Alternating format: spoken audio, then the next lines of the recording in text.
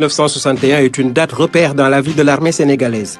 Elle reçoit officiellement son drapeau et commence véritablement son existence au lendemain de l'indépendance. À l'époque, elle comportait des survivants des campagnes d'Indochine, de l'Algérie et même de la Seconde Guerre mondiale, des hommes qui ont connu 2 drapeaux tricolores. Si la naissance de cette armée est actée en 1961, il est bon de rappeler que le Sénégal a une longue tradition guerrière dans ses différents royaumes constitutifs. Et le corps des tirailleurs sénégalais, qui ne comportait pas que des Ndiaye et des Diop, créé le 21 juillet 1857 à Plombières, sera le soubassement de la future armée nationale. Pour le sens commun, une armée est un rassemblement de corps de troupes prêts à faire la guerre. Aujourd'hui, elle est décrite comme un service public qui a pour objet d'assurer la protection des intérêts d'un pays.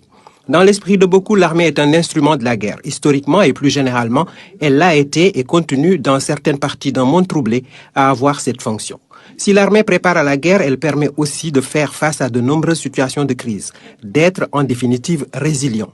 Son organisation fondée sur le respect de la discipline, son sens patriotique élevé, allant jusqu'au sacrifice suprême et son adaptation par l'entraînement rigoureux aux crises la rendent utile en temps de paix.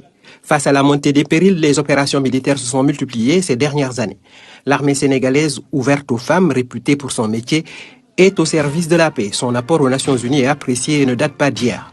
Coûte-t-elle cher? Son coût est celui d'une prime d'assurance tout risque.